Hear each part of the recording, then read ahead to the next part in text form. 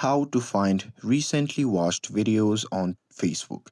Hey everyone, welcome back to the channel. In today's video, I will show you how to find your recently watched videos on Facebook. So now, without further ado, let's get started. So first thing first, open Facebook app on your phone and make sure that you're logged in to your account. And now here, once you are inside the app, simply open any reels that you see randomly on your Facebook post. And now here, once you are inside the reel section, at the top right side, you can see the magnifying glass icon. So simply tap on it.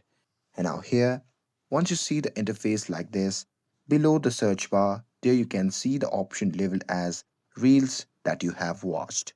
So simply tap on See All beside that.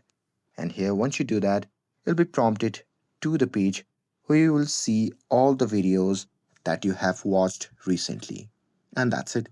That's how you can find recently watched videos on Facebook. With this, if you found this video helpful, then don't forget to like, share, and subscribe to get updated for more videos. Thanks for watching, and I'll see you in the next video.